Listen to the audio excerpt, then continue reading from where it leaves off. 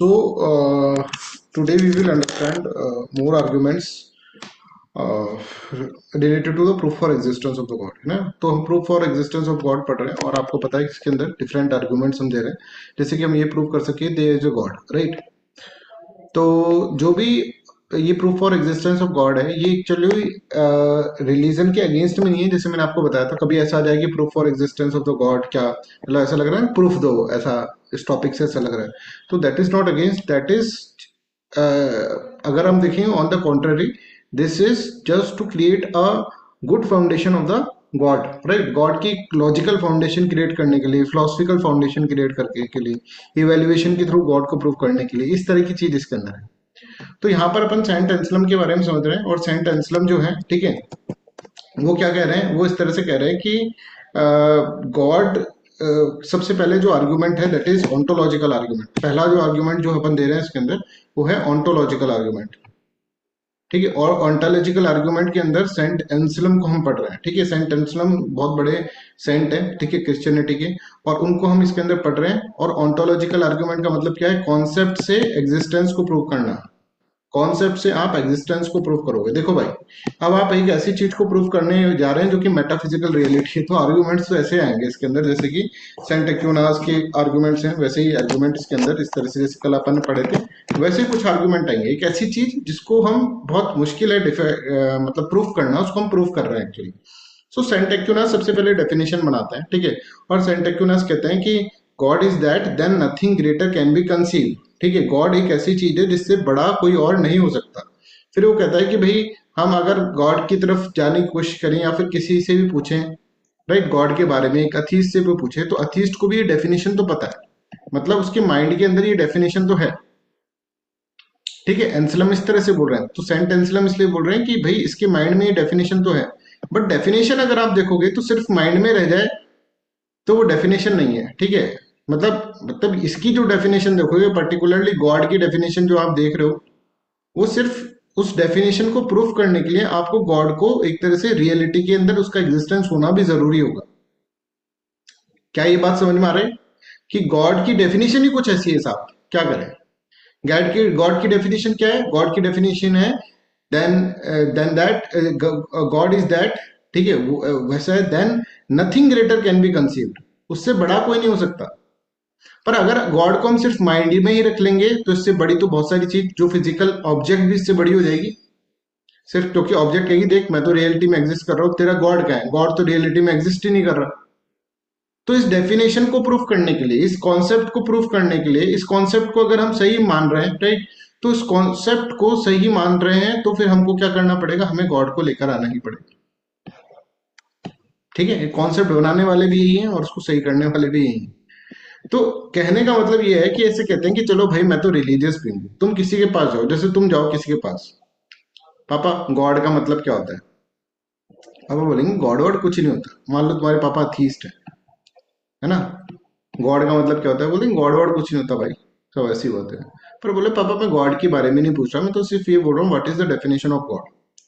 बोले गॉड की डेफिनेशन ऐसा समझ ले बेटा, सबसे बड़ी चीज है ना, that is known as what, that is known as God. अब ये डेफिनेशन है, ये अथीस्ट भी मान रहा है, राइट, ये अथीस्ट भी इस डेफिनेशन को मान रहा है।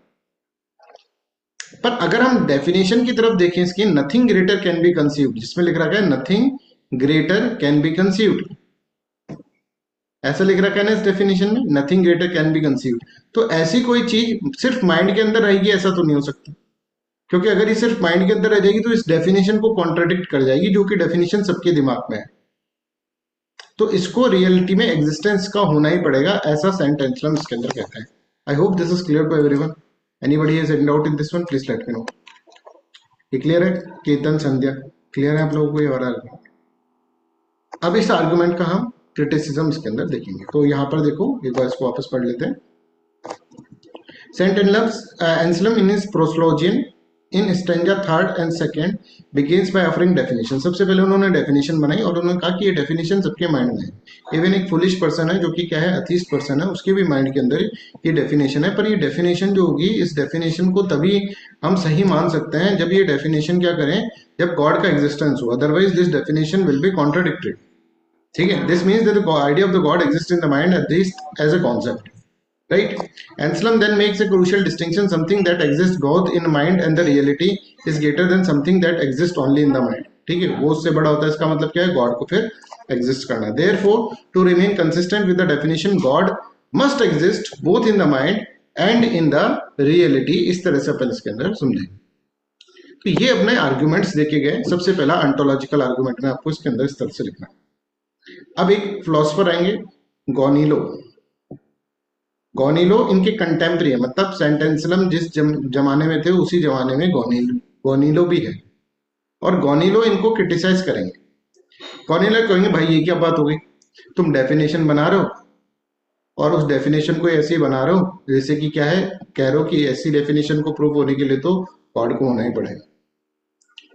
तो यहां पर एंसलम कहेंगे भाई मैं ऐसी डेफिनेशन, मैं तो सिर्फ बात बता रहा हूं कि गॉड, क्योंकि थिंकिंग पॉइंट ऑफ व्यू से अगर हम देखें तो गॉड है, right?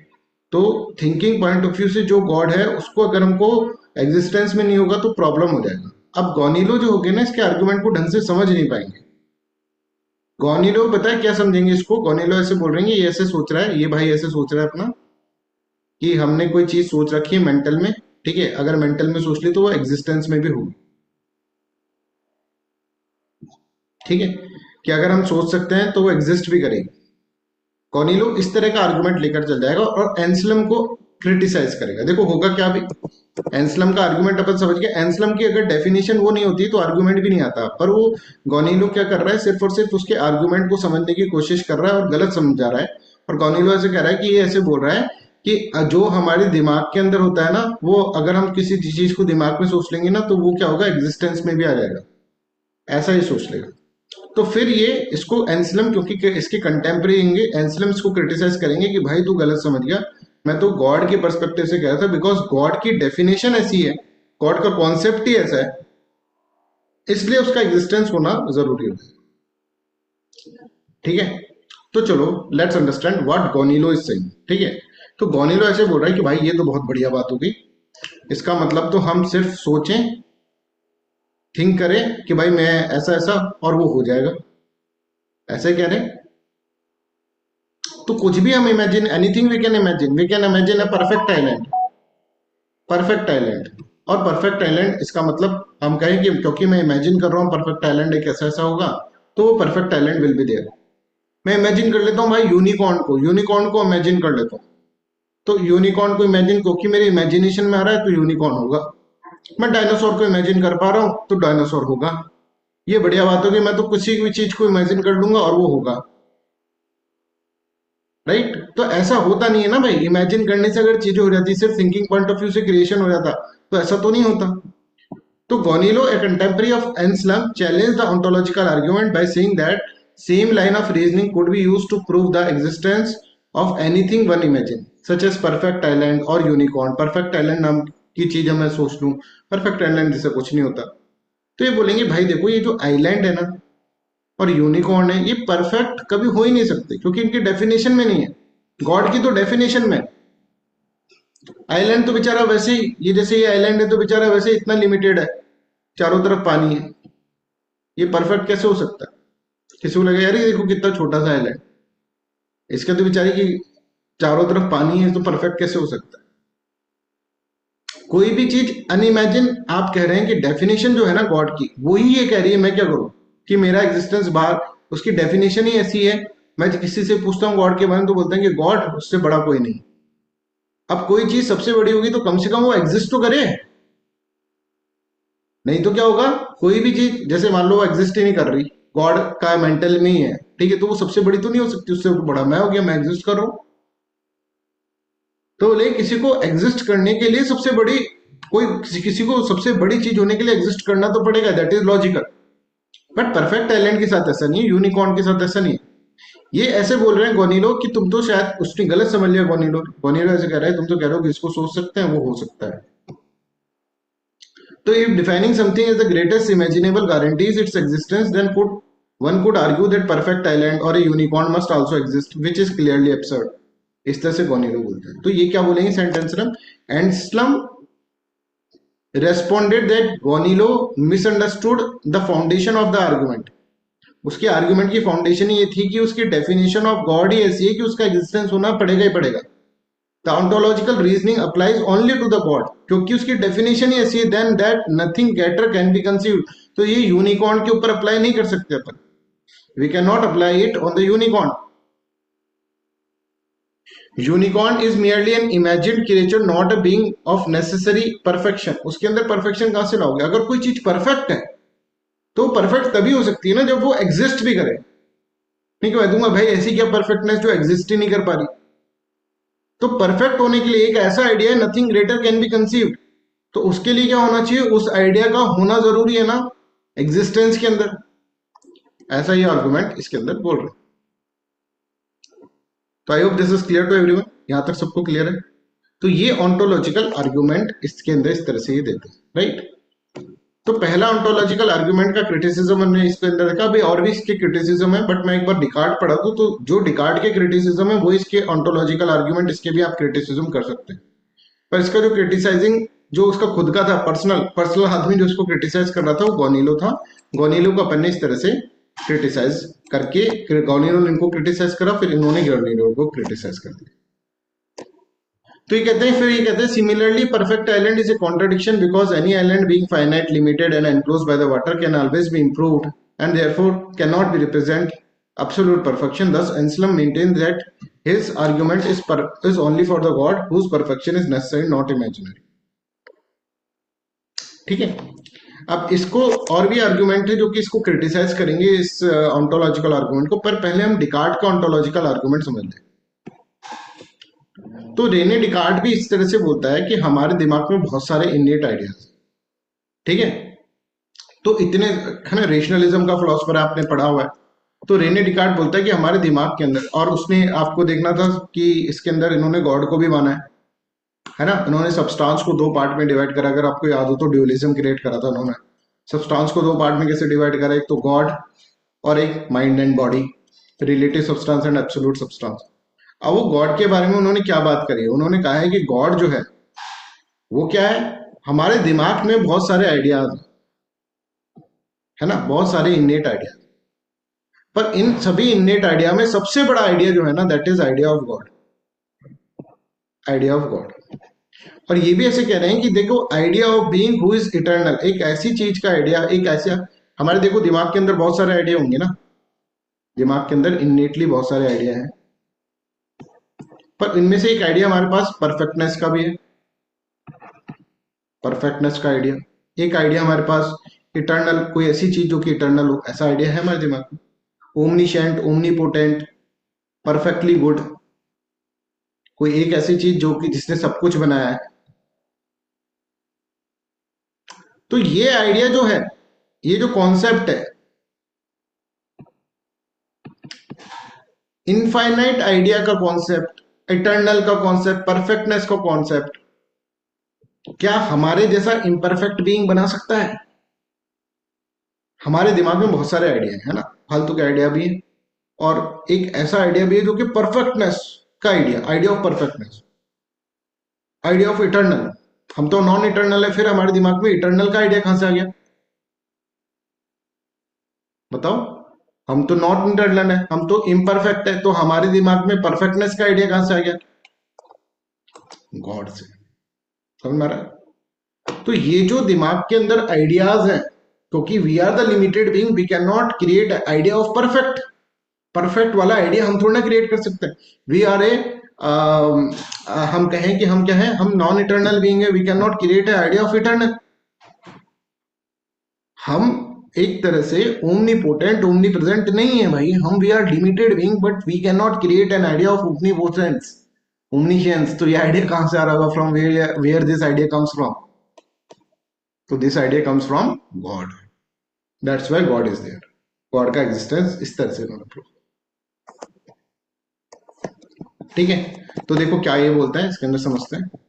Rene Descartes begins his ontological argument by noting that among all the innate ideas present in the human mind, there is one idea that stands out, the idea of being who is eternal, omniscient, omnipotent, perfectly good and creator of all things. ये idea, that such idea could have been produced by finite and imperfect mind. It must come from the being who actually possesses these perfections. ऐसे एक आदमी के through आना चाहिए जो कि ये सारे पोजीशंस, ये सब चीजें क्या करें, पोजेस करें। ठीक है।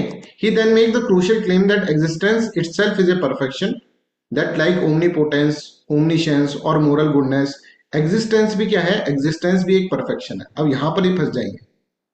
ये कहेंगे गॉड की बहुत सारी एट्रीब्यूट है, one of the attribute is existence also, existence भी एक एट्रीब्यूट है। जैसे ओमनीपोटेंट, ओमनीशेंस है ना, मोरल गुडनेस, गॉड के बहुत सारे एट्रीब्यूट्स है। वैसे ही एक और एट्रीब्यूट जो है, that is what, that is the existence. Is supremely perfect being can not lack any perfection. देखो अगर हम किसी को, वो वैसी बात कर रहे हैं, nothing greater can be conceived, जैसा कि एक परफेक्ट बीइंग है। परफेक्ट बीइंग को हम कहें कि एक परफेक्ट बीइंग है, बस उसमें एक कमी है, क्या, कि वो है नहीं, एग्जिस्टेंस में नहीं है। ऐसा हो सकता है क्या, एक परफेक्ट बीइंग और वो एग्जिस्टेंस में नहीं हो? बताओ, नहीं हो सकता। एक परफेक्ट बीइंग जो कि एग्जिस्टेंस में नहीं है, बोला ऐसा कैसा परफेक्ट बीइंग है भाई? तो ये बोलते हैं कि एक सुप्रीमली परफेक्ट बीइंग जो है ना, that has to be exist, उसको एग्जिस्ट होना ही पड़ेगा, that must exist. Supreme perfect being को एग्जिस्ट होना ही पड़ेगा। तो यहां पर ये देखो, a supremely perfect being can not lack any perfection because lacking a perfection would make the being imperfect. Therefore, if the idea of God is truly the idea of perfect being, then existence must necessarily belongs to the God's essence. Existence मतलब God essence. ठीक है, क्योंकि अगर perfect God की बात करोगे तो फिर एग्जिस्टेंस भी आएगा। वैसे बात कर रहा है जैसे कि एंसलम कर रहा है, a God who does not exist would be less perfect than a God who does, वैसे ही है ना, nothing greater can be conceive. जैसे एक गॉड जो नहीं होता है तो वो परफेक्ट होगा नहीं, वो तो लेस परफेक्ट हो जाएगा। तो परफेक्ट होने के लिए उसको क्या करना पड़ेगा, उसको गॉड को एग्जिस्ट होना ही पड़ेगा। और एग्जिस्टेंस एक तरह से एट्रीब्यूट है गॉड की, है ना, परफेक्टनेस है, परफेक्ट है, तो फिर एग्जिस्टेंस होनी ही पड़ेगी। जैसे परफेक्ट है तो ओमनीपोटेंट होना ही पड़ेगा, परफेक्ट है तो ओमनीशियंस होना ही पड़ेगा, परफेक्ट है तो एग्जिस्टेंस होनी ही पड़ेगी। Thus Descartes concludes that the God's existence follows logically from the very concept of his perfect nature. उसका परफेक्ट नेचर के थ्रू ये इसके अंदर आ रहा है। ठीक है। तो ऑन्टोलॉजिकल आर्ग्यूमेंट में सोच ही रहे ना, ये कुछ ऐसे अलग बात तो नहीं कर रहे, दिमाग में सोच रहे हैं और कह रहे हैं कि अगर हम ये सोच रहे हैं तो अगर परफेक्ट बीइंग हमने सोचा है तो परफेक्ट बीइंग फिर होना चाहिए, ऐसे बोल रहे हैं। ठीक है, कि हमारे दिमाग में परफेक्ट बीइंग का आइडिया है तो परफेक्ट बीइंग एग्जिस्टेंस में होना चाहिए, राइट। अब यहां पर कांट इसको कैसे क्रिटिसाइज करेंगे, इन इन लोगों को जो ऑन्टोलॉजिकल आर्गुमेंट वाले हैं, इनको कैसे कांट क्रिटिसाइज करेंगे, लेट्स अंडरस्टैंड। पहला क्रिटिसिज्म कांट का, कांट ऐसे बोलते हैं कि भाई आपके दिमाग में परफेक्टनेस का idea, that is fine, innate idea होते हैं, आपके दिमाग में भी परफेक्टनेस का आइडिया, दैट्स फाइन। पर इसका मतलब ये थोड़ा है कि जो आइडिया आपके दिमाग में है वो एग्जिस्टेंस में भी आए आए।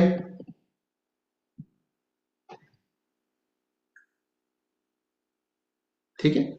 अब यहां पर आप कह सकते हैं सर एक्चुअली आइडिया ऐसा है कि इसको एग्जिस्टेंस में परफेक्ट वाला आइडिया ना, पर ये ऐसे बोलते हैं कि परफेक्टनेस का आइडिया है तो एग्जिस्टेंस में आया है, ऐसे थोड़ा ना हो सकता। कांट ऐसे बोलते हैं ऐसे तो बहुत बढ़िया काम है भाई, मैं सोच लेता हूँ मेरे पास दिमाग के अंदर $100 का आइडिया है ना, तो ऐसा थोड़ा ना कि मेरी जेब के अंदर $100 आ जाएंगे, ऐसा ही आर्गुमेंट दे रहे हैं, यही आपको लिखना है। जो हमारे दिमाग के अंदर है वो हम बाहर थोड़ी ना ला दें, और वो एग्जिस्टेंस में हो जरूरी ये थोड़ा है, राइट। तो ये ऐसे बोलते हैं according to Manuel Kant, we can not prove that a perfect being exist merely from the fact that we possess the idea of such a being, just as having the idea of $100 in my pocket does not mean the money actually exists there. Similarly, the idea of perfect God does not guarantees real existence of the God. जो दिमाग के अंदर अगर perfect God का idea है, पर फिर ये ऐसे बोलेंगे भाई परफेक्ट गॉड के आगे जो परफेक्ट लगा हुआ है ना,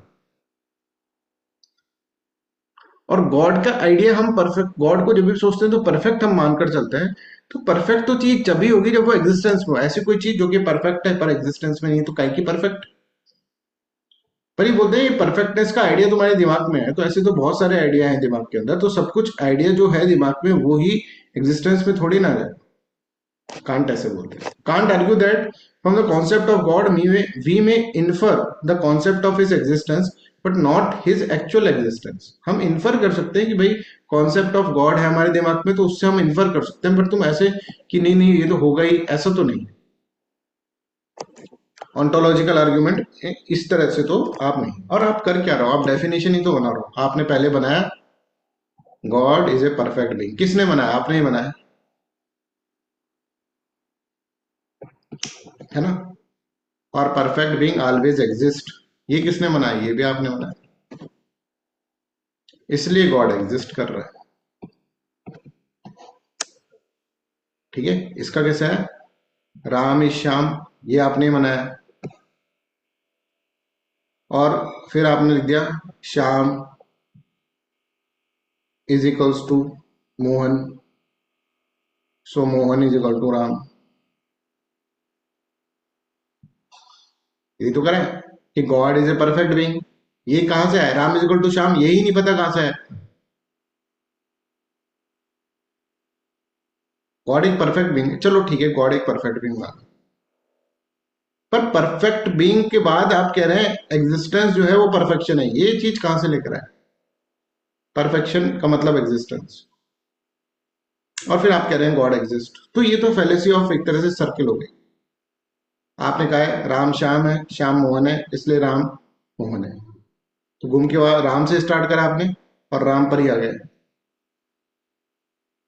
ठीक है, तो ये क्या हुआ, ये तो फेलेसी ऑफ सर्किल हो गई, तो ये फेलिटी ऑफ पिटिटो प्रिंसिपल हो गई, petitio principle principii. When Descartes says God is a perfect being and existence is a perfection, therefore God exists, he is already assuming the definition in the definition what he want to prove in the conclusion। वो पहले से definition के अंदर वही चीज लेकर बैठ रहा है जो कि उसको, उसने डेफिनेशन किसने बनाई, जैसे कल उसने बोला था मनोज ने सर डेफिनेशन तो उसने खुद ने बना दी, यस उसने खुद ने बना दी, तो ये हम क्रिटिसिज्म में ले लेंगे कि भाई खुद ने ही डेफिनेशन बोले, खुद ही बोल रहा है राम श्याम है और श्याम इज इक्वल, और फिर ऐसे बोल रहा है कि Shyam is equal to Mohan, तो राम श्याम है ये तो खुद ने बता दिया, और Shyam is equal to Mohan तो Ram is equal to Mohan. दूसरी बात कांट ऐसे बोलते हैं जो कि बड़ी लॉजिकल है कि भाई देख, सबसे पहले है ना एग्जिस्टेंस होनी चाहिए, उसके बाद कुछ चीज आई, एट्रीब्यूट उसके बाद आई, तो पहले क्या कह रहा है, पहले एट्रीब्यूट को लेकर आ रहा है।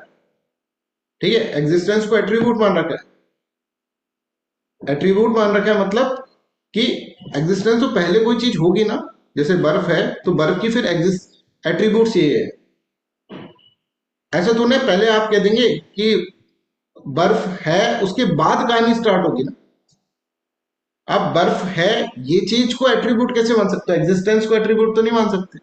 एट्रीब्यूट तो तब होती है अगर मान लो कोई भी चीज क्या एट्रीब्यूट, कि पानी गर्म है तो पहले पानी है उसके बाद ही तो गर्म है। हाँ, देवराज वर्मा ऐसा है ना, तो देवराज वर्मा पहले है उसके बाद ऐसा है।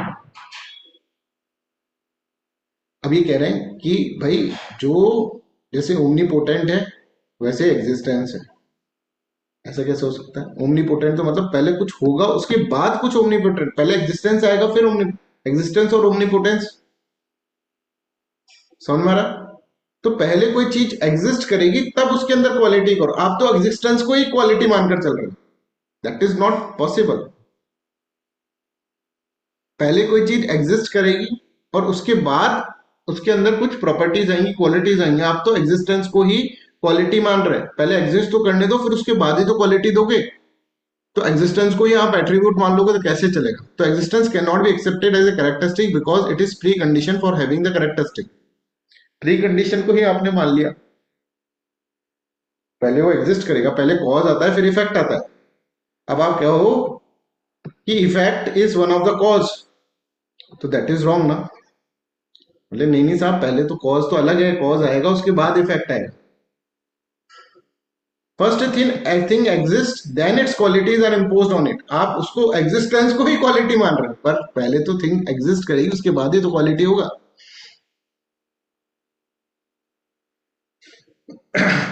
I hope this is clear to everyone, यहाँ तक सबको क्लियर है। तो ऑन्टोलॉजिकल आर्गुमेंट के अंदर पहला हमने एंसलम का पढ़ा। एंसलम भाई ने क्या बोला कि God is that than nothing greater can be conceived. तो ऐसी चीज के लिए इसकी ऐसी चीज का एग्जिस्टेंस तो होना ही पड़ेगा, वो सिर्फ दिमाग में नहीं रहती, वो तो एग्जिस्ट करनी पड़ेगी, क्योंकि nothing greater can be conceived करने के लिए तो ऐसा करना पड़ेगा।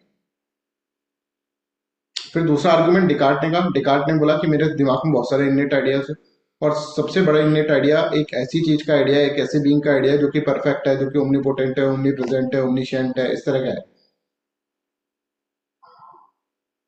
तो ऐसा बीइंग जो होगा वो तो कौन होगा? वो तो गॉड ही होगा, है ना। और ऐसा बीइंग जो है जो परफेक्ट है, तो वो तो एग्जिस्ट ही करेगा।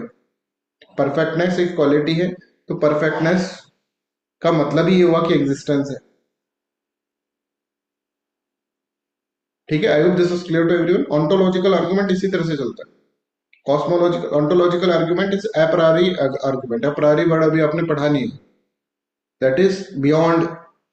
अगर हम देखें तो बाहर को कुछ ऐसी चीज जो कि हम बाहर की साइड से देख रहे हैं, यहाँ पे हमको दिख नहीं रहा, पर हम मान रहे हैं उसको कि वो दिख रहा है, वो हो सकता है, ऐसा मान रहे हैं उसको। ठीक है, वो हम कांट में पढ़ेंगे, अप्रोरी और अपस्ट्रॉरी। चलो अब स्पिनोजा को देख लेते हैं। स्पिनोजा का क्या है आर्गुमेंट, ये अपन देख लेते हैं। स्पिनोजा का क्या कहना है? स्पिनोजा का ये कहना है कि एक सब्सटेंस है, और सब्सटेंस की इनफाइनाइट एट्रीब्यूट है, सब कुछ सब्सटेंस से निकल कर आ रहा है। ये कह रहा है कि सब्सटेंस की डेफिनेशन उसने बनाई थी, that exist in itself and is conceived through itself. कोई ऐसी चीज जो कि किसी और चीज के ऊपर डिपेंडेंट नहीं है, इसकी इनफाइनाइट एट्रीब्यूट्स हैं, बहुत सारी इसकी एट्रीब्यूट है, और ये जो है सब्सटेंस को उसने गॉड कहा। आपको याद हो तो मैंने कहा था exist extension and consciousness is the attribute of the God, और उसका मोड जो होगा that is body and mind. ठीक है, I hope this is clear to everyone, आपको समझ में आ रहा होगा। तो गॉड है, गॉड के अंदर से बहुत सारी इनफाइनाइट एट्रीब्यूट्स हैं, और इस तरह से। तो गॉड की डेफिनेशन जब ये बोल रहा है, जो कि इसने सब्सटेंस की डेफिनेशन बोली कि that exist in itself and is conceive through itself. ठीक है, जो खुद के अंदर ही एग्जिस्ट कर रहा है, और खुद के अंदर ही खुद किसी और चीज के ऊपर डिपेंड नहीं कर रहा, राइट। तो यहाँ पर देखो, बारूच Spinoza proves the existence of the God through a logical metaphysical argument rooted in the nature of the substance. Spinoza defines or begins by defining substance as that which exists in itself and is conceived through itself, meaning it depends on nothing else for its existence or the understanding. इसकी existence के लिए वो किसी और पे depend नहीं करता। He argued that only one substance exists, and this substance exists in itself and through itself, requiring nothing outside it for its existence or the understanding. Bodies and minds ये क्या है? ये एक तरह से डिपेंड कर रही है on something else for their existence, पर ये जो गॉड है वो अपनी एग्जिस्टेंस पे किसी चीज के ऊपर डिपेंड नहीं कर रहा। तो एक ऐसी चीज जो अपनी एग्जिस्टेंस पे के लिए किसी और चीज पे डिपेंड नहीं कर रहा, उसकी खुद की एग्जिस्टेंस तो होगी ना। डेफिनेशन ही ऐसी बना रखी है इन लोगों ने। ठीक है, इसमें भी आप कमेंट कर सकते हैं भाई ये तो आप खुद ही फैलेसी ऑफ पेटिशो प्रिंसिपी के ऊपर चले गए। ठीक है, कि खुद ऐसे बोल रहे हैं कि एक ऐसी चीज जो कि किसी और के ऊपर अपनी एग्जिस्टेंस के लिए डिपेंडेंट नहीं है, बताओ ऐसी चीज का एग्जिस्टेंस होगा कि नहीं। पर ये कहते हैं कि जैसे एक्सटेंशन है, जैसे कॉन्शियसनेस है, वैसे ही गॉड का एक बहुत बड़ा एसेंस है, that is known as what? That is known as your existence. Existence is the essence of the God. तो जो एग्जिस्टेंस, जब एसेंस है गॉड का, तो उसकी तो एग्जिस्टेंस होगी ना, गॉड की तो एग्जिस्टेंस होगी, because it is essence of the God. Definition से, कॉन्सेप्ट से ये क्या कर रहा है? एग्जिस्टेंस को प्रूव कर रहा है ऑन्टोलॉजिकल आर्गुमेंट में। तो Spinoza claim that the idea of God is precisely the idea of such a substance, one that possesses an infinite number of attributes, each expressing eternal and infinite, है ना, eternal और infinite essence को एक तरह से express कर रहा है। Since existence is a part of very essence of a self cause substance, God's existence become logically necessary. A being whose essence includes existence cannot be conceived as non-existence. Therefore, God, defined as one infinite, eternal, self-existent substance, must exist. उसको exist करना चाहिए। ठीक है, Spinoza further argues that non existence would require a cause. ठीक है, देखो जैसे existence का कोई कॉज होता है ना, एग्जिस्टेंस का कोई कॉज होता है, वैसे ही नॉन एग्जिस्टेंस का भी कोई कॉज होता है। ठीक है, नॉन एग्जिस्टेंस का भी कोई कॉज होता है, पर एक इनफाइनाइट बीइंग है ना, उसको रोकने का। जैसे मैं, मतलब नॉन एग्जिस्टेंस का कॉज क्या, जैसे मैं हूं, मैंने अभी इस बोतल को तोड़ दिया, तो मैं इसकी नॉन एग्जिस्टेंस का कॉज हो गया। ठीक है, तो ये ऐसे बोलते हैं कि भाई भगवान जैसी चीज की नॉन एग्जिस्टेंस का, अगर भगवान जैसी चीज का आप कह रहे हो कि नॉन एग्जिस्टेंस है, तो उसका भी कोई कॉज होगा। पर एक ऐसे अनलिमिटेड चीज की नॉन एग्जिस्टेंस का कोई कॉज तो हो ही नहीं सकता। ठीक है, तो इसलिए वो एग्जिस्टेंस में, उसको कोई हटा नहीं सकता ना, उसको तो कोई हटा ही नहीं सकता, क्योंकि वो लिमिटेड है, लिमिटलेस है, वो परफेक्ट है। तो यहां पर ही समझो, but because nothing external can negate an infinite being and because nothing can prevent an infinite substance from existing, God existence follows necessarily. अगर गॉड नॉन एग्जिस्ट, चलो मान के चल लेते हैं कि गॉड नॉन एग्जिस्टेंस है, तो गॉड नॉन एग्जिस्टेंस है, तो उसका मतलब क्या है, इसका मतलब फिर क्या होगा, इसका मतलब ये होगा कि गॉड नॉन एग्जिस्टेंस है, तो गॉड को कोई, किसी ने कोई कॉज होगा गॉड को हटाने का, है ना, नेगेट करने का, पर गॉड को नेगेट कौन करेगा, तो इसका मतलब गॉड के अंदर एग्जिस्टेंस। ठीक है, तो इसके अंदर कैसे हुआ, स्पिनोजा का कैसे बोला स्पिनोजा ने, देखो सब ऐसे ही बोल रहे हैं ना, सेंटेंस लम भी ऐसे ही बोल रहा है, अगर हम देखें डिकार्ड भी ऐसे ही बोल रहा है, और कितना इजी हो जाएगा आप देखो ये। और स्पिनोजा भी इस तरह से बोल रहा है, स्पिनोजा बोल रहा है कि सब्सटेंस की डेफिनेशन पता है, दैट इज एन इंडिपेंडेंट। ठीक है, और ऐसा इंडिपेंडेंट सब्सटेंस मतलब गॉड। गॉड जो होता है एक तरह से, उसके अंदर इनफाइनाइट एट्रीब्यूट्स होती हैं, पावर, एक्सटेंशन, थॉट, इस तरह से। तो इसका एग्जिस्टेंस जो होती है वो गॉड से की एक infinite is essence of the God, उसका एसेंस है, तो उसका एग्जिस्टेंस इसका एसेंस है, तो एग्जिस्टेंस तो हो गया है, होके रहेगा एग्जिस्टेंस। ठीक है, तो इस तरह के ये आर्गुमेंट्स यहाँ पर देते हैं, और इन आर्गुमेंट की क्रिटिसिज्म हम जानते हैं, ऑन्टोलॉजिकल आर्गुमेंट कैसे हैं, तीन फिलोसफर्स हैं, उनको याद रखने हैं, और उनकी क्रिटिसिज्म हमको याद रखना। ठीक है, जस्ट गिव मी मिनट, एक मिनट दीजिएगा, मैं पीपीटी पुट कर दूँ।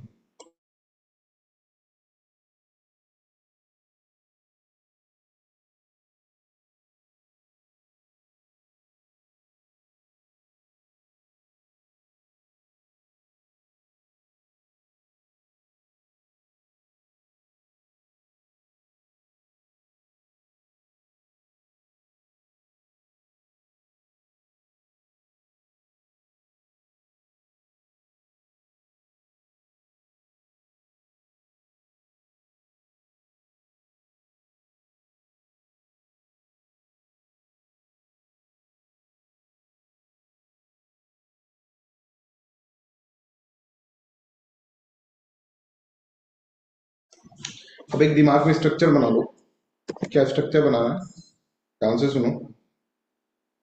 हम पढ़ रहे हैं proof for existence of God, और proof for existence of God की चार आर्गुमेंट्स हों।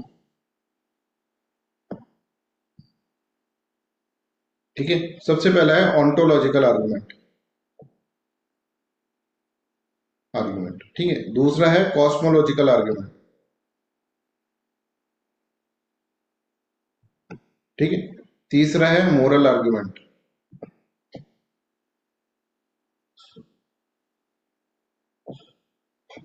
ठीक है, ontological argument, cosmological argument, moral argument. ठीक है, और एक है, एक और है, कौन सा है, एक और टेलियोलॉजिकल आर्गुमेंट।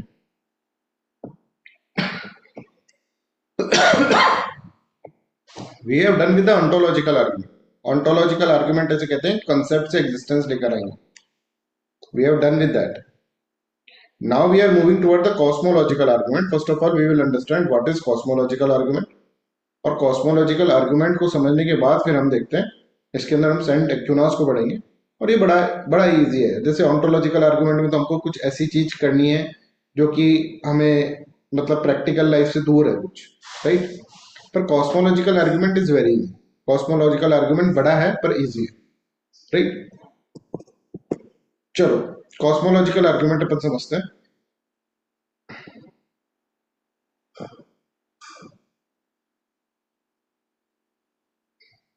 वही सारे क्रिटिसिज्म है, स्पिनोजा के भी क्रिटिसिज्म अपन वैसे ही देख सकते हैं, राइट?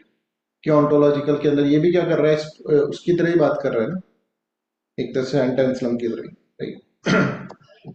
कॉस्मोलॉजिकल आर्गुमेंट अपन इसके अंदर समझते हैं। What is cosmological? कॉस्मोस का मतलब क्या होता है? कॉस्मोस का मतलब यूनिवर्स। मतलब अब हम यहाँ पे वर्ल्ड के अंदर, अब इसलिए दैट इज इंपॉर्टेंट कि वर्ल्ड के अंदर, इंपेरिकल वर्ल्ड के अंदर आकर हम सोचें गॉड को, हम इंपेरिकल इस कॉस्मोस के अंदर बैठ के हम सोचेंगे, इस कॉस्मोस के रूल के हिसाब से हम गॉड की एग्जिस्टेंस प्रूव करने की कोशिश करेंगे, राइट? तो हम जैसे ऐसे कह सकते हैं, हम यहाँ पे इस वर्ल्ड के अंदर सब चीज देख रहे हैं, है ना? सब चीज का अंत हो रहा है ना? सब चीज खत्म हो रही है भाई, ये भी खत्म हो गई, ये भी खत्म हो गई, ये भी खत्म हो गई, हम भी खत्म हो गए, पेरेंट्स भी, ग्रैंड पेरेंट्स भी, सब खत्म हो गए। तो ऐसे खत्म होने के ऊपर आते, तो फिर वर्ल्ड के अंदर तो कुछ बच ही नहीं रहता। तो इसका मतलब एक ऐसा आदमी है जो कभी खत्म नहीं होगा, वो प्रोड्यूस कर रहा है। समझ में आ रहा है? इसी तरह से इस संसार के अंदर सब, अब संसार के अंदर, इस संसार के अंदर, संसार के अंदर, संसार के अंदर करते करते इस संसार के अंदर सब मूव कर रहे हैं, सब चीज मूव कर रही है, राइट? इस संसार के अंदर सब चीज मूव कर रही है। और मूवमेंट ऐसा तो नहीं होता, इसको, इसका मूवमेंट करने के लिए मेरे को इसको मूव करना पड़ेगा। मैंने इसको मूव करा, मेरे को किसने मूव करा, राइट? फिर मेरे को उसने मूव करा, तो मैं, उसने, उसको किसने मूव करा, ऐसे लेते लेते हमको एक लास्ट के अंदर एक अनमूव्ड मूवर की तरफ जाना पड़ेगा, जैसे कि एरिस्टोटल बोलते थे, unmoved mover. That is also cosmological. मतलब इस संसार को देखते हुए हम सोच रहे हैं क्या, संसार किसने बनाया होगा, ये दुनिया किसने बनाई होगी? यार मैंने तो नहीं बनाई, कोई परफेक्ट आदमी ने बनाई। सुनना, यार इस संसार में सब चीज है ना, खत्म हो रही है, तो ऐसे खत्म होते होते तो दुनिया भी तो खत्म हो जानी चाहिए थी। मतलब कोई ऐसी चीज है जो कि, जैसे हम प्रकृति का आर्गुमेंट देते थे ना, वैसे ही गॉड को लेकर आ रहा है, गॉड का आर्गुमेंट। तो कॉस्मोलॉजिकल आर्गुमेंट एक तरह से एक रीजनिंग होगी, जो उसके अंदर यूनिवर्स है हमारे पास, उस यूनिवर्स को देखते हुए हम रीजनिंग कर रहे हैं, उसकी एक्सप्लेनेशन को देखते हुए हम रीजनिंग कर रहे हैं। जैसे फर्स्ट कॉज हो गया, फर्स्ट मूवर हो गया, राइट? उस तरह का argument, ठीक है?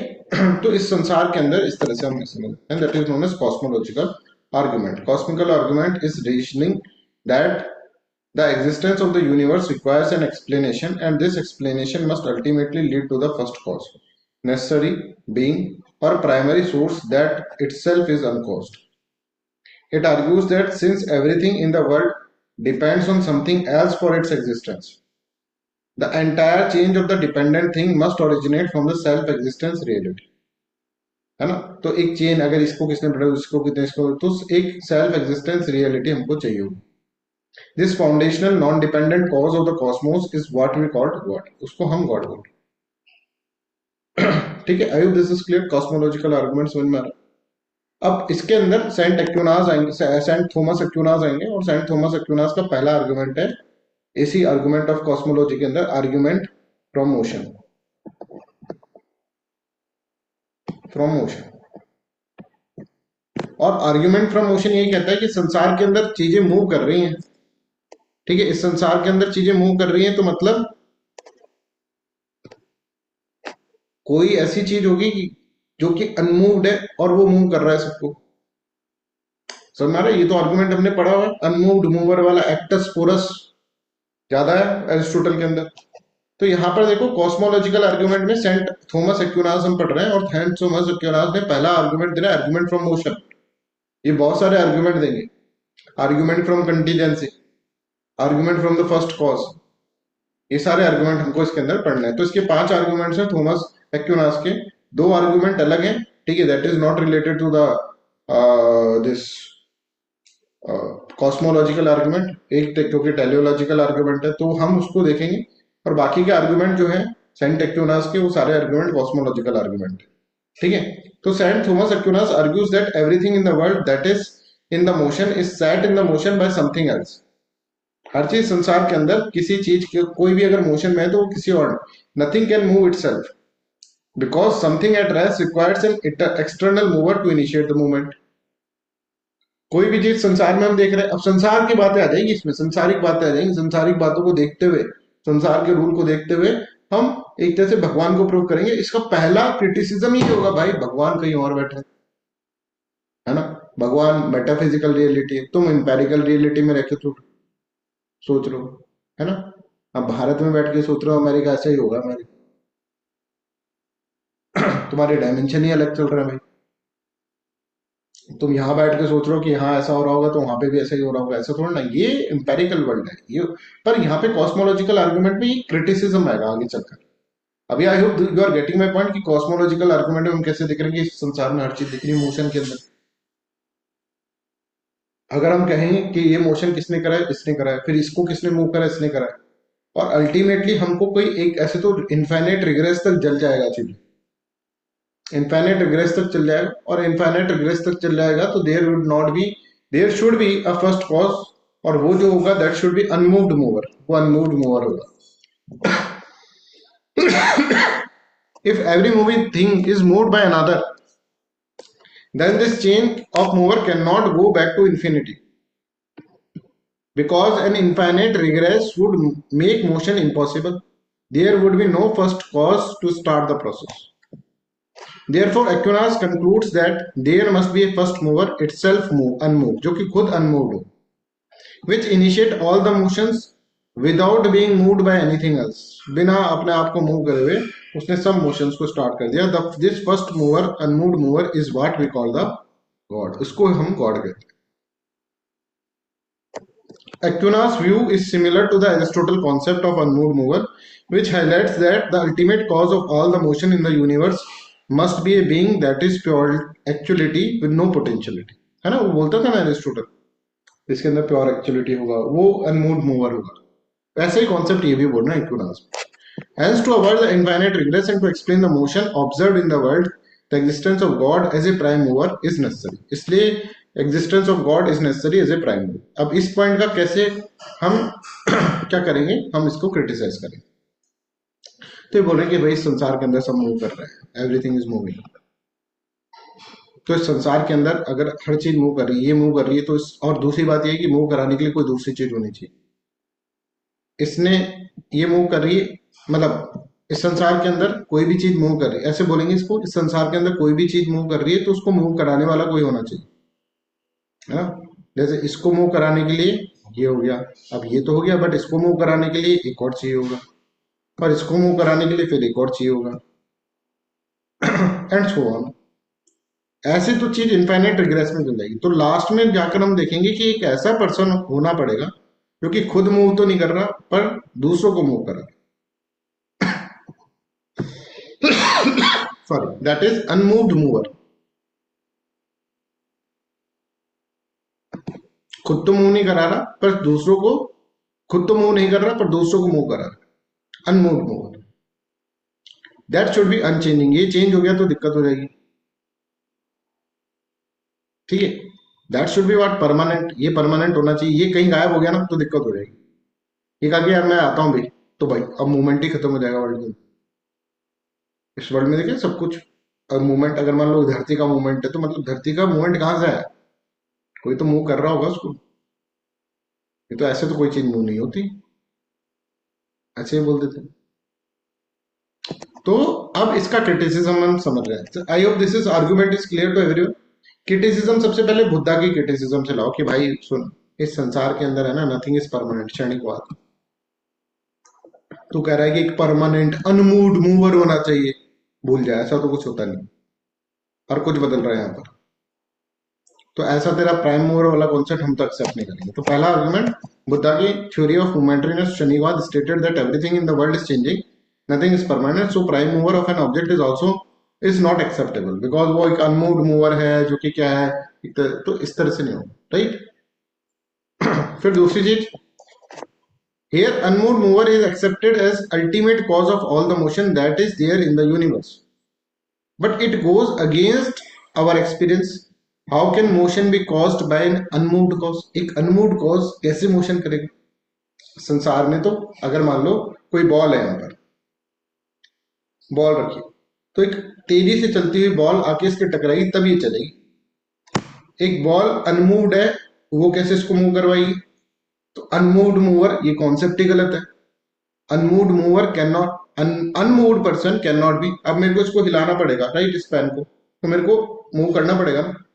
मैं नजरों से देख के थोड़ा ना हिला दूंगा इसको, आंखों की ताकत से, राइट, ऐसे थोड़ा ना हिला दूंगा, राइट। मैंने एक वीडियो देखा था जिसके अंदर एक एक तांत्रिक बाबा थे, राइट, वो उसको हिला रहे थे, मतलब जो होता है ना, गले में पहनते हैं, क्या होता है, शिव जी वाला, रुद्राक्ष। रुद्राक्ष जो था ना, उसको ऊपर से ऐसे ऐसे कर रहे थे और वो हिल रहा था, रुद्राक्ष, है ना। पर पता नहीं क्या लॉजिक था, क्या मतलब उन्होंने किस तरह से बना रखा। खैर, experience tells us that only movable and dynamic beings can move something. Movable और डायनामिक बीइंग ही मूव करता है, राइट, इस तरह से अपन को देखते हैं। तो अनमूव्ड मूवर वाला कॉन्सेप्ट, तो even if it is accepted that there is a prime mover, how can we see that it is a god? ठीक है, चल प्राइम मूवर होगा कोई, है ना, अनमूव्ड मूवर है, तो इस ये गॉड है, ये क्यों बोल रहे हो तुम? कोई भी हो सकता है ना, तो जैसे हमारे भी था अनमूव्ड मूवर, कौन था? सांख्य फिलोसफी बोली हमारे भी था, हमारी बहन प्रकृति। प्रकृति सब कुछ प्रोड्यूस करती है, तो हम प्रकृति बोल दो उसको, कुछ और बोल दो, गॉड ही बोलना है क्या? जबरदस्ती गॉड बोलना है? ठीक है, अनमोड मूवर कोई है तो इससे गॉड आ गया? ये तो कोई लॉजिक नहीं हुआ। ये तो रामलाल भी हो सकता है, श्यामलाल भी हो सकता है अनमोड मूवर। ठीक है, कहने की बात है ना। तो तुम गॉड को अनमोड मूवर मानकर क्यों बैठो कि हम, जैसे हमारे यहाँ पे प्रकृति है वो अनमोड मूवर है, हमको तो कोई गॉड की जरूरत नहीं है। तुम कह रहे हो कि अनमोड मूवर तो गॉड ही होगा, जबरदस्ती डाल दिया। Like Sankhya philosophy consider Prakriti as a cause of that everything has potential, there is no need of God. कोई गॉड की नीड ही नहीं है, देखो प्रकृति है। फिर अब जो मॉडर्न फिजिक्स पढ़ गए, ठीक है, वो बोलते हैं ग्रेविटी कॉन्सेप्ट है ना, ग्रेविटी का कॉन्सेप्ट, कुछ लॉज है हमारे यूनिवर्स में, वो मूव करवा देते हैं चीजों। क्या है, चीज को ऊपर फेंकोगे नीचे आएगा, ग्रेविटी खींच रही है, ग्रेविटी करा रही है मूव। रूल है एक, रूल ग्रेविटी वाला, वो करा रहा है मूव, है ना। संसार के अंदर चीज ही ऐसी, उसमें रूल ही ऐसे, जैसे पानी रहता है वैसे ही कोई भी चीज होगी वो मूव करा देगा आराम से। इनर्शिया, एनर्जी, अब तो पढ़े लिखे लोग जो थे उन्होंने इस तरह से क्रिटिसाइज कर, उन्होंने कहा कि भाई पहले की बातें होती होंगी। Modern physics explain through the natural laws gravity, inertia, energy conservation, motion does not require a continuous mover. This weakens Aquinas assumption that everything that moves is moved by another. ठीक है, I hope this is clear, यहाँ तक सबको clear है। तो this is what, this is the unmoved mover वाला argument. ठीक है, हम देखो क्या पढ़ रहे हैं, हम कॉस्मोलॉजी पढ़ रहे हैं, कॉस्मोलॉजिकल आर्गुमेंट। और कॉस्मोलॉजिकल आर्गुमेंट में एक्यूनास का अनमूव्ड मूवर वाला कॉन्सेप्ट पढ़ रहे हैं। एरिस्टोटल ने भी ये कॉन्सेप्ट दिया है आपको, और इसको क्रिटिसाइज हमने कर दिया। क्रिटिसाइज कैसे कैसे पॉइंट से करा, हमने कहा कि भाई देखो, अनमूव्ड मूवर जो होगा, राइट, वो परमानेंट ही होना पड़ेगा, नहीं तो वो गया तो काम गया। पर permanent, nothing is permanent in this world, क्षणिकवाद छोड़े से। दूसरा, अनमूव्ड मूवर, हमको तो लगता है कि यार अनमूव्ड चीज कैसे मूव करेगी? How a unmoved entity can be a mover? जैसे कोई भी चीज को अगर हमको मूव करना होता है तो हमें क्या करना पड़ता है, हमें एक तरह से मूवमेंट वाली चीज ही उसके भिड़ के मूव कर सकती है। अनमूव्ड मूवर, ये क्या कॉन्सेप्ट हुआ? तीसरा पॉइंट ये है कि अगर मान लो हम ये भी समझ लेते हैं कि एक अनमूव्ड मूवर वाला और प्राइम मूवर वाला कॉन्सेप्ट है, तो वो गॉड ही होगा, ऐसा क्यों बोल रहे? प्लस फिर उसने बोला कि भाई आजकल साइंस डेवलप कर गई, हमको पता है कैसे मूवमेंट होता है। ठीक है, law of inertias are there. ठीक है, आप देखो कोई बॉल को नीचे फेंकोगे वो मूव कर रही है अपने आप, kinetic energy is there, gravity is there. तो इस तरह से इसका है ना। I hope this is clear to everyone. तो पहला जो आर्गुमेंट अपन ने पढ़ा कॉस्मोलॉजिकल आर्गुमेंट में, that is argument from the motion. Argument from motion अपन इसके अंदर। तो दूसरा आर्गुमेंट जो हम पढ़ेंगे, that is argument from the cause. Argument from cause, और उसको कॉजुअल आर्गुमेंट भी अपन बोलेंगे। इसका मतलब ये है कि देखो, हर चीज का एक कॉज होता है। जैसे मैं हूं, मेरा कॉज मेरे पेरेंट्स, उनका कॉज उनके पेरेंट्स, एंड सो ऑन। पर ये तो इनफाइनाइट रिग्रेस में चला जाएगा। है ना। तो इसका मतलब कोई ऐसा होना चाहिए जो कि जिसका कोई कॉज ना हो, अनकॉज्ड कोई होना चाहिए, नहीं तो इनफाइनाइट रिग्रेस में चला जाएगा। ठीक है, तो वो कौन होगा? वो, हाँ, prime material that should B God. अब इसके भी क्रिटिसिज्म तो वही आने, सांख्य बोलेगी भाई गॉड बोलना जरूरी है, ठीक है, अनकॉज्ड है, हमारा भी तो है प्रकृति, प्रकृति बोल देते, थीस में लाना जरूरी है। तो ये आर्गुमेंट जो होगा, कॉजुअल आर्गुमेंट जो होगा, वो इस तरह से करेगा, राइट, कि हर इस संसार, पहले तो एक अजम्पशंस लेगा कुछ, कि ऐसा है कि हर इस संसार के अंदर हर एक चीज का कोई ना कोई कॉज होता है। ह्यूम तो इसको ही हटा देगा कि भाई कोई कॉज वॉज नहीं होता, ये सब हमारा दिमाग का खेल है ना। कॉजेशन थ्योरी को रिफ्यूट करा, there is no necessary cause in this world, इस वर्ल्ड के अंदर कोई नेसेसरी कॉज नहीं होता, है ना, अपने को समझा था ना, सिर्फ और सिर्फ साइकोलॉजी के अंदर होता है। तो वो आर्गुमेंट तो पहला इनका ये है assumption कि हर एक चीज का कोई ना कोई कॉज होगा, है ना, तभी कॉजेशन कॉजुअल आर्गुमेंट चलेगा। दूसरा इनका assumption है कि कोई भी चीज बिना कॉज के नहीं, मतलब nothing can not be cause of something, ठीक है, सर संभव अभवात, मतलब जो आर्गुमेंट था, है ना, सांख्य फिलोसॉफी का। तो nothing can be cause of something, कि ऐसा नहीं कि कोई चीज कुछ नहीं से बन गई, राइट, उसके लिए कोई ना कोई कॉज हमको चाहिए होगा। और तीसरी चीज ये है कि series of causation can not go to the infinity, infinity तक नहीं जाएगी, नहीं तो फैलेसी ऑफ इन्फिनिटी। ठीक है, तो इसकी तीन अजम्पशन है, ये assumption, everything in this world has some cause, nothing can be cause. अब इस अजम्पशन को डेविड ह्यूम काट देंगे, डेविड ह्यूम को, इस अजम्पशन को भी एक फिलोसफर है, ठीक है, आई थिंक अपने बर्टन रसल, ठीक है, वो आर्गुमेंट को काट देते हैं। ठीक है, तो ये कहते हैं in this world we observe a continuous chain of cause and effect, cause and effect की कंटिन्यूअस चेन हमको देखने को मिलती है, where every event is produced by some prior cause, हर इवेंट के लिए कोई प्रायर कॉज होता है। Aquinas argues that nothing can be the cause of itself, अपना खुद का तो cause नहीं हो सकता, because a thing would have to exist before it exists to bring into the being which is impossible। ठीक है, if this chain of cause, अगर इस chain of cause को were to stretch back infinitely with no starting point, then no effect would ever occur because the causal sequence would never begin। ठीक है, अगर हम इसको infinitely लेकर चले जाएं तो इसके अंदर हम देखेंगे कि नो कोई इफेक्ट फिर हमको मिलेगा नहीं, अगर हम उसको पीछे पीछे पीछे लेकर जाए इसके अंदर, chain of causation for to stretch back infinitely with no starting, कोई स्टार्टिंग पॉइंट ही नहीं है इसका, कोई स्टार्टिंग पॉइंट तो होना चाहिए ना,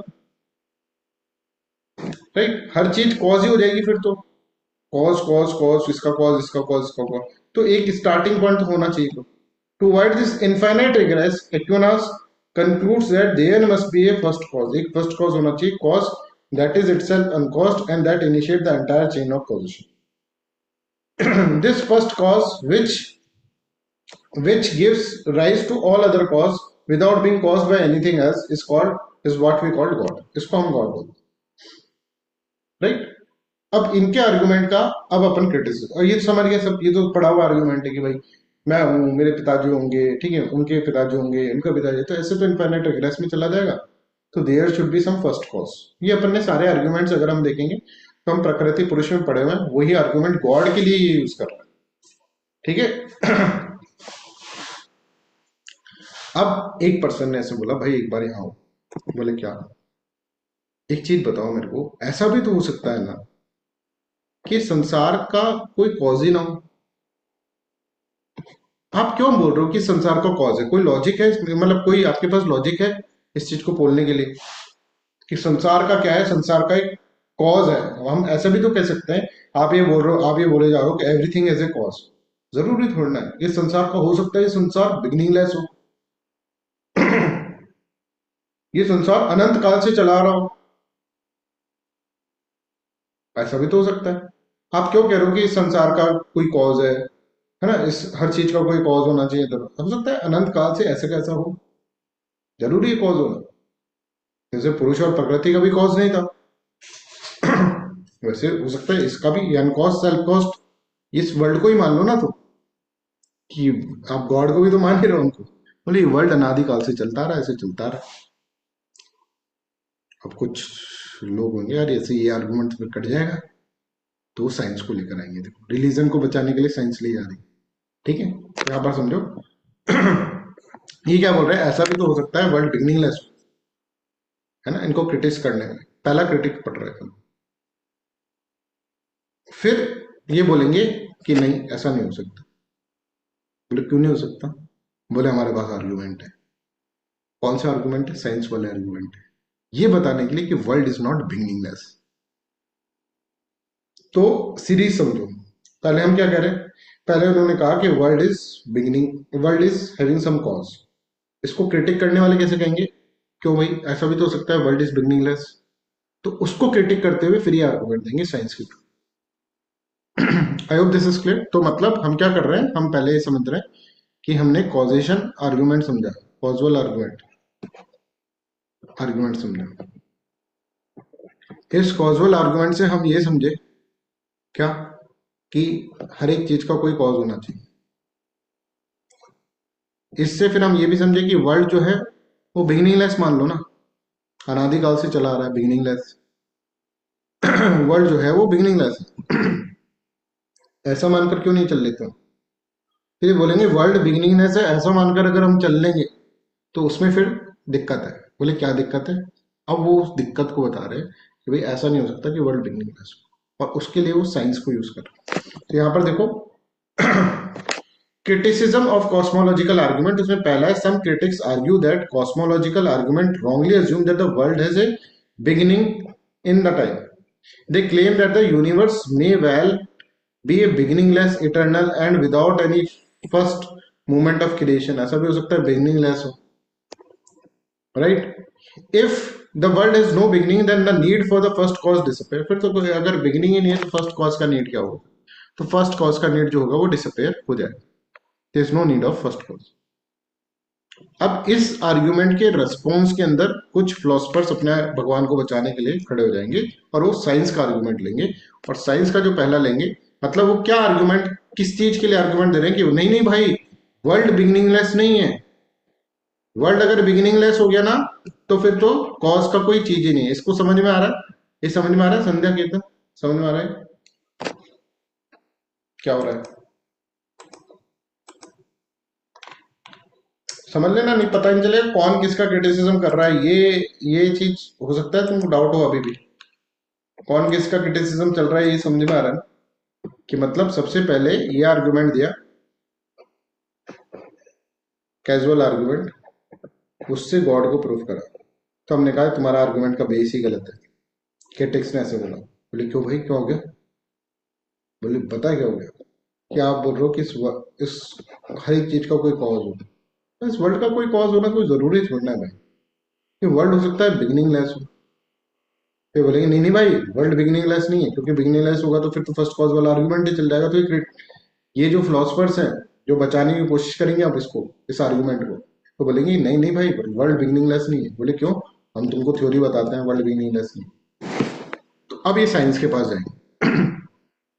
ये कहेंगे law of thermodynamics. Law of thermodynamics जो है, सेकेंड लॉ ऑफ थर्मोडाइनमिक्स, वो क्या कहता है? वो ऐसे कहता है कि किसी भी चीज को, राइट, ये मान लो गर्म चीज है, हॉट, और ये मान लो कोल्ड चीज है, ठंडी। किसी भी चीज को अगर आप, ये हॉट चीज को अगर आप रख दोगे कोल्ड चीज के पास, या फिर एक कमरा है उसमें, है ना, एक हॉट रॉड रख दो, या फिर ये छोड़ो ये सब चीजें, मैं आपको बताता हूँ। एक बाल्टी पानी लो, उसके अंदर रॉड डाल दो और भूल जाओ चलाकर। मम्मी मारेगी तो मारेगी, फिर देख लेना, फिर चलाकर भूल जाओ। तो जिस, ये रॉड इसको टेम्परेचर देगी, मतलब हॉट से कोल्ड की तरफ जाएगा, टेम्परेचर ऐसे फ्लो करेगा। और कब तक फ्लो करता रहेगा, कोई मेरे को बताएगा? ये कब तक पानी को गर्म करता रहेगा? जब तक कि पानी इसके जितना गर्म ना हो जाए। जब ये पानी इसके जितना गर्म हो जाएगा तो ये रुक जाएगा, फिर ये गर्म नहीं कर पाएगा। आई होप दिस इज क्लियर। तो कोई भी चीज संसार के अंदर अगर हम कहें, जैसे एसी का हम टेम्परेचर सेट कर देता है ना 20 डिग्री सेल्सियस, तो जब पूरे कमरे में 20 डिग्री सेल्सियस हो जाता है तो एसी बंद हो जाता है ऑटोमेटिक। 20 डिग्री सेल्सियस हो गया, पूरे कमरे में हो गया। अब ऐसे ही कोई चीज है, कोई गर्म चीज है, तो गर्म चीज जो होगी वो सराउंडिंग में गर्म चीज करती रहेगी, कब तक करती रहेगी, जब इसका टेम्परेचर और इसका टेम्परेचर इक्वल ना हो जाता। ये लॉ ऑफ थर्मोडायनेमिक्स है कि जब तक इक्विलिब्रियम नहीं बच जाएगा तब तक वो अपना हीट देता रहेगा, देता रहेगा, देता रहेगा, देता रहेगा, देता रहेगा, और एक दिन ऐसा होगा। ठीक है, तो I hope this is clear. तो एक है ना, आप क्या करो, एक गर्म रॉड जो है, ठीक है, वो डाल दो पानी में। तो रॉड आप थोड़ी देर में करोगे तो पानी का जितना टेम्परेचर होगा उतना ही रॉड का टेम्परेचर हो जाएगा। मतलब गर्म रॉड डाल दी, बस उसको इलेक्ट्रिसिटी से नहीं कनेक्ट कर रहा है, वो तो फिर इलेक्ट्रिसिटी से कनेक्ट करोगे तो है ना, देता ही रहेगा एनर्जी। तो लॉ ऑफ थर्मोडायनेमिक्स का मतलब क्या है? According to second law of thermodynamics, every close system, जो भी क्लोज सिस्टम होगा, moves gradually toward the thermal equilibrium where all temperature become equal. If universe had existed for infinite time, अगर मान लो यूनिवर्स बिगिनिंगलेस था, infinite time तक होता, तो इसका मतलब आज के टाइम पर इनफाइनाइट अनादिकाल से है ना, तो सब जगह सेम ही टेम्परेचर होता। आप देखते पोल्स पे तो बर्फ जमी है अभी भी, और इक्वेटर पे तो गर्मी पड़ रही है। इनका सबका टेम्परेचर सेम होना चाहिए था ना, सब टेम्परेचर सेम हो जाता है इनफाइनाइट कॉल, इनफाइनाइट टाइम तक अगर ये होता। तो मतलब क्या है इसका? मतलब ये कभी हुआ है, इसका कॉज हुआ है नहीं तो सब जगह टेम्परेचर डिफरेंस होता ही नहीं। लॉ ऑफ थर्मोडायनेमिक्स तो ऐसे कहता है कि अगर किसी चीज को आप इनफाइनाइटली छोड़ दो, तो उस कोई गर्म चीज को इनफाइनाइटली छोड़ दो, तो वो धीरे धीरे धीरे धीरे क्या हो जाएगा, वो इन दोनों का टेम्परेचर जो होगा वो दोनों बराबर होते हैं। ये लॉ ऑफ थर्मोडायनेमिक्स। अगर इनफाइनाइटली टाइम तक ये वर्ल्ड है, इनफाइनाइटली टाइम से ये वर्ल्ड है, तो आप देखना चाहिए कि सब जगह टेम्परेचर सेम हो जाना चाहिए। पर पोल्स पे तो टेम्परेचर ज्यादा दिखता है हमें एज कम्पेयर टू, कम दिखता है हमें एज कम्पेयर टू इक्वेटर। सब जगह सब टेम्परेचर, कश्मीर में तो अभी बर्फ पड़ रही है। Right, I hope this is clear. तो this shows that universe is not infinitely old. It is still moving towards equilibrium and has not yet reached it. Therefore, the universe must have had a finite beginning in the past. A universe with a beginning cannot be self-existent and must have an external cause. This scientific conclusion strengthens the cosmological view that there must be first cause beyond the physical universe. ठीक है, एक तो इन्होंने ये दिया, और दूसरा जो अभी आप पढ़ रहे हो, ठीक है, आपने पढ़ रहे होंगे, आप गोविंद सर पढ़ा रहे होंगे आपको, बिग बैंग थ्योरी।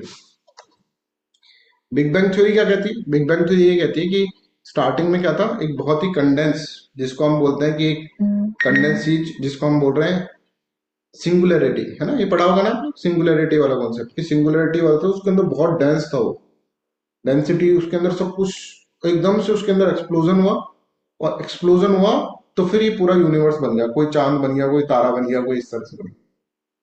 ये पढ़ी होगी आपने। तो इसमें क्या लिखा, इसमें ये बोला गया कि भाई एक सिंगुलरिटी नाम की चीज थी, वो फटी, और फिर उससे ये सब चीजें बन गया, और फटी ना तो उसके अंदर एक्सपेंशन हुआ, एक्सपेंशन हुआ इस तरह से, और वो एक्सपेंड इतना तगड़ा वो एक्सप्लोजन था कि अभी तक एक्सपेंड ही हो रहा है यूनिवर्स। समझ आ रहा है? तो यूनिवर्स को देखेंगे तो हम यहाँ पर एक्सपेंड हो रहा है यूनिवर्स, अभी भी एक्सपेंड ही हो रहा है यूनिवर्स। अगर अनादिकाल से होता तो एक्सपेंड हो चुका होता, अब तो इनफाइनाइट टाइम तक होता। तो बिग बैंग थ्योरी में लिखता है, according to the big bang model the universe began from an extremely dense and hot mass often described as singularity where all matter and the energy were concentrated. This mass first compressed to an unimaginable density and then underwent a massive explosion or expansion, giving rise to the space-time and all cosmic structure. ऐसा big bang theory बोलते हैं। Even today, scientific observations show that universe is still expanding. इसका मतलब क्या है कि ऐसा हुआ है ना, कि इसका प्रूफ है। To move away from each other, तो अगर ये इनफाइनाइट कॉल से इनफाइनाइट टाइम से होता तो ये अभी तक तो एक्सपेंड कर गया होता, रुक गया होता एक्सपेंशन, बट अभी भी एक्सपेंशन हो रहा है। इसका मतलब क्या है कि चीजें का पहले कुछ फर्स्ट कॉज इज देयर। ठीक है, मतलब फर्स्ट कॉज वाला आर्गुमेंट, मतलब इस संसार अनादिकाल से तो नहीं है संसार, इस संसार का क्या है एक तरह से इस संसार में एक तरह से क्या हो रहा है, एक तरह से कुछ ना कुछ मतलब इस संसार का आरंभ है, राइट। बिगिनिंग लेस नहीं है, बिगिनिंग है इस संसार की। अगर बिगिनिंग लेस होता तो अभी तक सब कुछ एक्सपेंशन जो था वो रुक गया होता, अभी तक तो पूरा एक्सपेंड कर चुका हो, राइट। तो पहला आर्गुमेंट क्रिटिसिज्म करा, है ना। क्रिटिसिज्म करने के बाद उस क्रिटिसिज्म का क्रिटिसिज्म करा। क्रिटिसिज्म क्या करा, हमने कहा कि जरूर थोड़ा कॉज और बिगनिंगलेस भी हो सकता है भाई। भाई बिगनिंगलेस तो नहीं है, देख थर्मोडायनेमिक्स की थ्योरी और ये वाली जो थ्योरी है बिग बैंग थ्योरी, ये बता रही कि बिगनिंगलेस तो नहीं।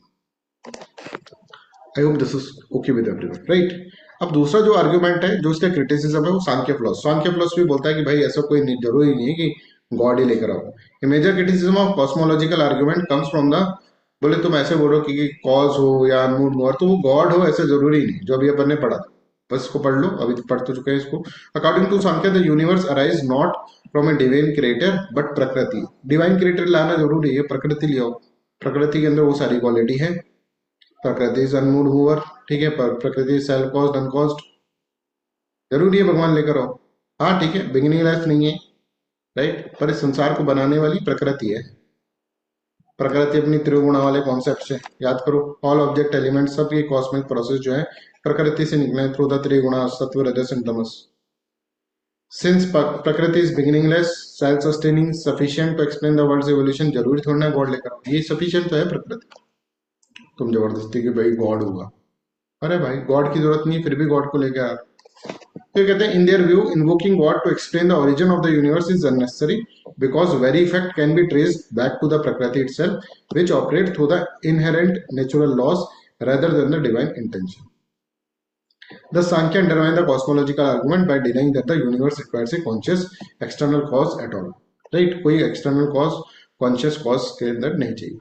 फिर डेविड ह्यूम आते हैं। डेविड ह्यूम कहते हैं कि भाई ये कॉजेशन तुम कर रहे हो, कॉज और इफेक्ट, ये तो होता ही नहीं है, ये तो हमारे माइंड का लोचा है, कॉज और इफेक्ट बाहर ऑब्जेक्ट में नहीं है, हमारे दिमाग के अंदर है ना। साइकोलॉजिकल कॉजेशन थ्योरी उसने दी थी ना, but this is not logically provable. यहाँ पर अगर हम देखेंगे तो कोई नेसेसिटी नहीं है, ठीक है, नेसेसरी रिलेशन नहीं होता है। तो यहाँ पर देखेंगे our believe in causation come from the habit of experience not from the rational necessity, therefore it is not certain that the universe must have a cause, ठीक है।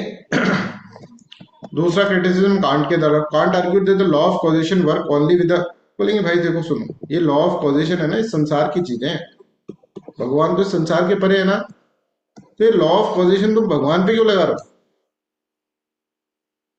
है ना। संसार की चीजें, संसार से कॉस्मोलॉजिकल आर्ग्यूमेंट के ऊपर ही क्रिटिसिज्म है कि संसार की चीजों से तुम भगवान तक पहुंच रहे हो, संसारिक रूल को फॉलो करते हुए तुम कह रहे हो कि ऐसे भगवान के साथ भी होना चाहिए, नहीं ऐसा नहीं, ये सब संसारिक चीजें हैं, ये मूव अनमूव्ड मूवर ये वाला, ये कांट का आर्ग्यूमेंट है। तो can't argue that the law of position work only in the space and time, है ना, इस समय और काल के अंदर होता है, not outside it, since god is beyond space and time we can not apply casual reasoning to the god, therefore we cannot jump from the world exists to the god exists as its cause, ऐसा हम नहीं कर सकते, right. तो इस तरह से criticism का, रसल जो है उन्होंने क्रिटिसिज्म करा, फिफ्थ क्रिटिसिज्म रसल का। रसल ऐसे बोलता है कि भाई देखो, no reason to accept the god just for the sake of avoiding infinite, बोले इनफाइनाइट रिग्रेस है तो होने दो ना, समझ में आ रहा है। इनफाइनाइट रिग्रेस से दिक्कत क्या है तुम्हें, मैथमेटिक्स में भी होता है इनफाइनाइट रिग्रेस, क्या दिक्कत पड़ गई, इनफाइनाइट रिग्रेस है तो infinite regress, fallacy of infinite regress, क्यों फेलोसी क्यों मानना है इसको, लॉजिकल एक्सेप्ट कर लो, हाँ ठीक है इनफाइनाइट रिग्रेस जा रहा है, तुमको जरूरी है गॉड को लेकर आना।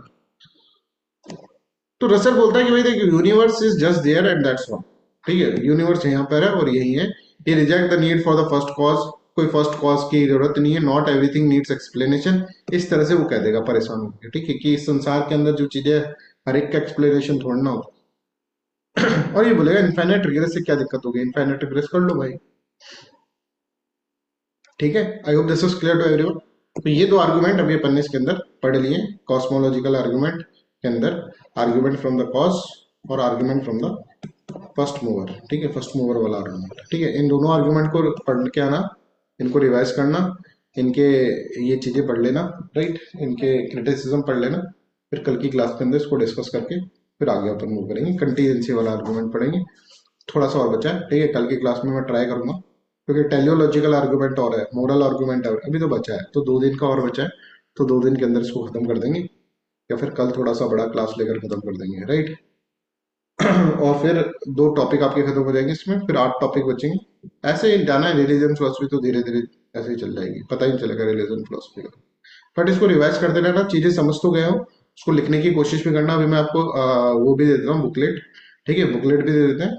अब इसके अंदर अपन क्या करते हैं कि अब अपन कोर्स कंप्लीट करेंगे, धीरे धीरे अपने आप आपको पता लगेगा कि बड़ा इजीली रिलीजन फिलोसफी चला गया। ठीक है, तो बुकलेट करते रहो सॉल्व, और बुकलेट का सॉल्व करते रहेंगे तो उसको लिखना भी आ जाएगा आपको, है ना।